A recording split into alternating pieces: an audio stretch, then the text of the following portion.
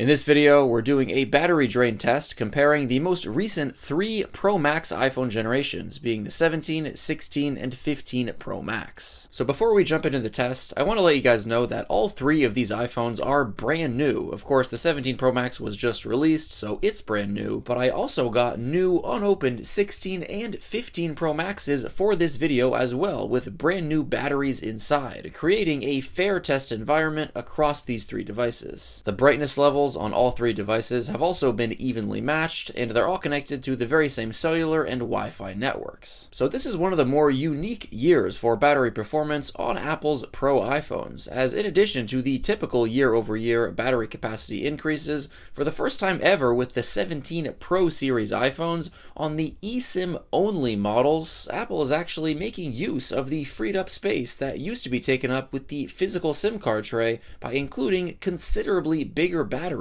in the eSIM-only 17 Pro models. The 17 Pro Max models that still have a physical SIM card tray have 265 less milliamp hours than the eSIM-only 17 Pro Max models. Now, the 17 Pro Max models that still have a physical SIM card tray still get bigger batteries than last year's 16 Pro Max, but it's not the much bigger boost that it is on the eSIM-only 17 Pro Max models. Unfortunately, it just entirely depends on the country that you live in, whether you'll get an eSIM-only 17 Pro model or a physical SIM card iPhone 17 Pro model. I'll leave a link in the video description down below to where you can check if Apple sells eSIM only or physical SIM card iPhones in your country. Now, since I'm based in the United States, we are using the eSIM only 17 Pro Max for this video with the biggest battery capacity available. But if you do have the physical SIM card model of the 17 Pro Max, expect around 5% worse battery performance than what you see in this video. And something you should always keep in mind when watching battery tests like this is that there will always be some degree of unpredictability and variation in accuracy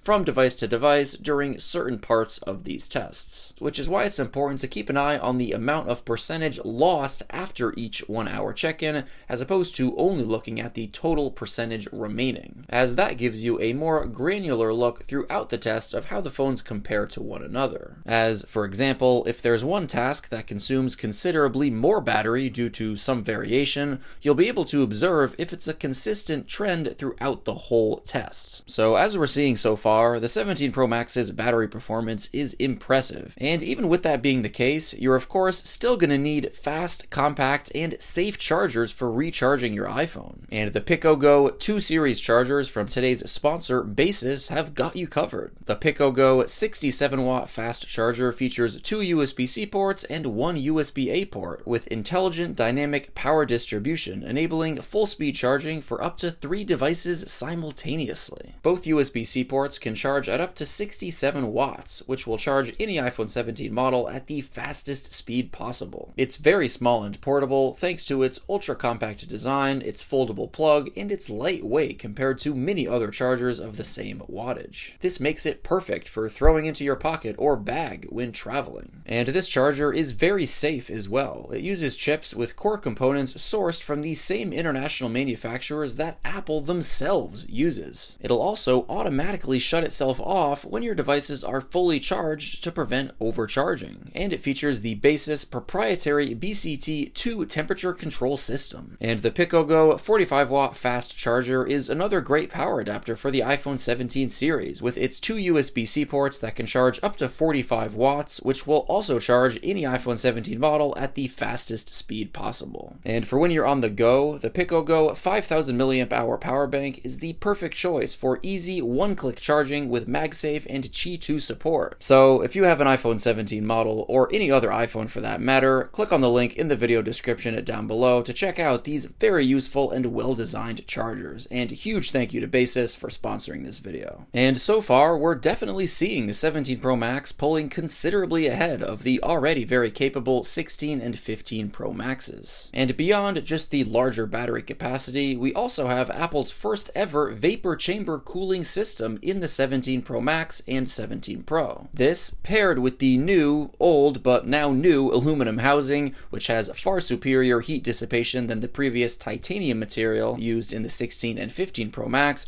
will keep the phone cooler and will undoubtedly help the battery last longer. And yeah, overall, the 17 Pro Max almost has an unnecessarily high amount of headroom and and future-proofing with its battery performance. Now, something else also worth keeping in mind is that different things we do throughout this test take up different amounts of battery, and sometimes the order in which we do things can give the impression of a greater margin of difference than there actually is. For example, towards the end of the test here, after the 16 and 15 Pro Max already died as we completed the second rounds of Minecraft and PUBG, the 17 Pro Max was still hanging on at around 19%, which is still a very impressive lead, but as we proceeded to go into the third rounds of YouTube, web browsing, and Instagram, which consume considerably less battery than the games like Minecraft and PUBG, the 17 Pro Max lasted considerably longer than it would have if we were to continue playing high power consumption games. So that's just something you should definitely keep in mind before you jump to big conclusions based on the final numbers for a test like this. So guys, the 17 Pro Max's battery performance will be well beyond what most phone users will ever actually need in a day's use. Probably more than half of you watching this video would very likely be ending your days with well over 20% battery remaining